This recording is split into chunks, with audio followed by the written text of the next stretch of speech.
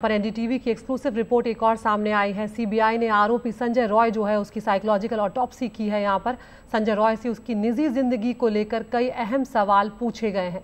संजय रॉय की एक से ज़्यादा शादियों को लेकर भी उसमें सवाल जवाब किए गए हैं। संजय रॉय की मां ने एक शादी, उसकी बहन ने 2 शादी की बात कैमरे पर ही कबूल कर ली थी। उसके मोबाइल फ़ोन से मिले हिंसक पॉर्न वीडियो पर भी अहम सवाल जो हैं वो उससे पूछे गए हैं। यहाँ पर संजय रॉय जो है उसके बारे में ये कहा गया है कि वो सेटिरासिस हाइपरसेक्सुअलिटी से ग्रसित हो सकता है, ये एक्सपर्ट का कहना है। संजय रॉय ने टेस्ट के दौरान बताया कि वो अक्सर रेड लाइट एरिया में भी जाता था। वारदात के दिन रेड लाइट एरिया जाने के सवाल पर गुमराह करने वाला जवाब अब तक उसने दिया है। संजय रॉय ने ये कबूल किया है कि वारदात के दिन उसने पॉर्न वीडियो जो है वो देखे थे। तो ये खबरें जो हैं वो शुरू से ही उसे लेकर सामने आ रही थी कि पॉर्न वीडियो जो है उसके मोबाइल फ़ोन से बरामद हुए थे, उसमें देखे गए थे। मुकेश के पास हम यहाँ पर सीधा चल रहे हैं जो ये हम तक खबरें लेकर आए हैं। मुकेश, कई ऐसी बातें सामने आई हैं जिसको लेकर आशंका पहले भी जाहिर की थी। ये जो साइकोलॉजिकल ऑटोप्सी हुई है इसकी क्या प्रक्रिया रहती है और इसके ज़रिए क्या कुछ जानने की कोशिश जो है वो सीबीआई यहाँ पर कर रही है? देखिए अदिति, एक बात मैं सबसे पहले बता दूं कि एनडीटीवी इस बात को सीबीआई के टॉप सोर्सेज से शुरुआत से रिपोर्ट कर रहा है कि जो उसको बदला गया है उसमें छेड़खानी हुई है और यही आज सीबीआई ने कोर्ट में रखी है। जो एसजी तुषार मेहता है उनकी तरफ से ये बात कोर्ट में रखी गई है और हमारी इस खबर पर मोहर लग गई है कि जो क्राइम सीन है वो डिस्ट्रॉय किया गया था। अब आते हैं जो आरोपी संजय रॉय है। संजय रॉय का जो साइकोलॉजिकल टेस्ट हुआ था, साइकोलॉजिकल टेस्ट एक तरह का मनोवैज्ञानिक पोस्टमार्टम होता है जिसमें जो सीएफएसएल के एक्सपर्ट होते हैं, ये टेस्ट सीएफएसएल के 5 एक्सपर्ट ने किया था और करीब 5 घंटे ये टेस्ट चला था। टेस्ट के दौरान एक सवालों की लंबी फेहरिस्त होती है जिसमें जो अपराधी होता है उसकी जीवन शैली के बारे में और जो उसने अपराध किया है उसके बारे में लगातार उससे सवाल जो एक्सपर्ट है वो पूछते हैं। इन सवालों की ऑडियो रिकॉर्डिंग होती है और ऑडियो रिकॉर्डिंग के बाद जो ये ऑडियो रिकॉर्डिंग होती है इसको एक खास तरह की मशीन में डालते हैं जिसको वॉइस एनालिसिस कहते हैं और उस मशीन के जरिए फिर ये एक्सपर्ट देखते हैं कि जो आरोपी सही बोल रहा है या गलत बोल रहा है। तो इस टेस्ट को जो करने वाले डॉक्टर्स हैं उनके हवाले से, उनके सोर्सेज से हमें जानकारी मिली है कि जो आरोपी संजय रॉय है वो सेटाराइसिस हाइपरसेक्सुअलिटी से ग्रसित हो सकता है, यानी सेक्स के प्रति अति कामुकता से वो ग्रसित हो सकता है। उसके मोबाइल में कई सारे पॉर्न वीडियोस मिले हैं। उसने ये माना है कि वो जिस दिन उसने वारदात की उसके पहले उसने शराब पी थी और कई पॉर्न वीडियोस भी देखे थे।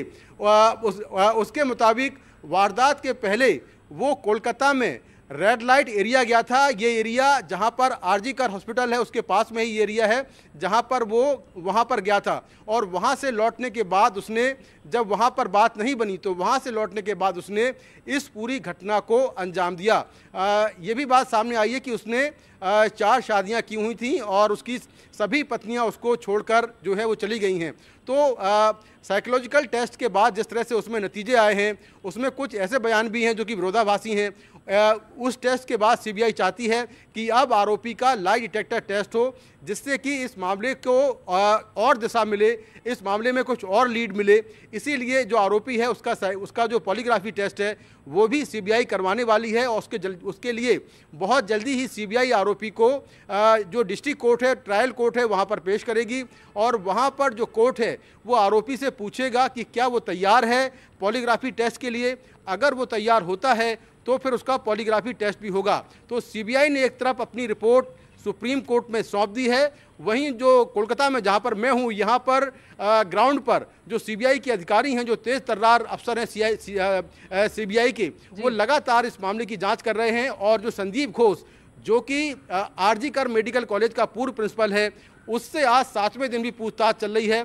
उसकी गाड़ी की जाँच हुई है, उसका मोबाइल सीज कर लिया गया है और जो आरोप लगा है क्राइम सीन को बदलने का, उसके लिए अगर सबसे बड़ा कोई जिम्मेदार है तो सीबीआई आरजी कर कॉलेज के प्रिंसिपल संदीप घोष को मानती है, इसीलिए लगातार उससे पूछताछ हो रही है क्योंकि एक के बाद एक लगातार आरजी कर जो कॉलेज है, मेडिकल कॉलेज है, उसकी प्रशासन की तरफ से एक के बाद एक जो है वो बातें बनाई गई। जो पीड़ित परिवार है उसको देर से जानकारी दी गई, जो कोलकाता पुलिस है उसको काफ़ी देर से बताया गया कि लड़की की मौत हो गई है, और जब पीड़ित परिवार पहुंचा तो वहां पर ये कहा गया कि सुसाइड कर लिया उसने।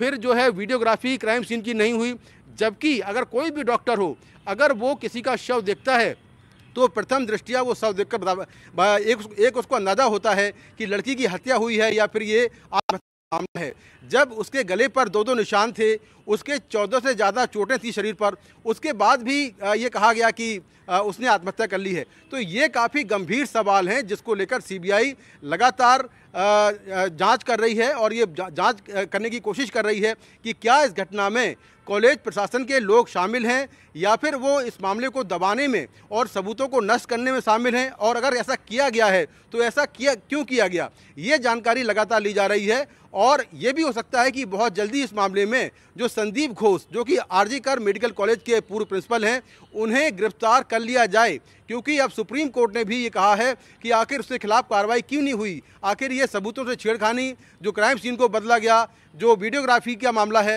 ये तमाम चीज़ें आखिर समय पर क्यों नहीं हुई। 20 घंटे बाद जो कोलकाता पुलिस है उसने केस दर्ज क्यों किया। तो ये बहुत बड़े सवाल हैं जिनके जवाब जो है वो कहीं ना कहीं अब आरजी कर मेडिकल कॉलेज के प्रिंसिपल को देने होंगे, और साथ में जो पश्चिम बंगाल सरकार है उसको भी इस मामले में अपना जो पक्ष है वो साफ करना होगा। जी।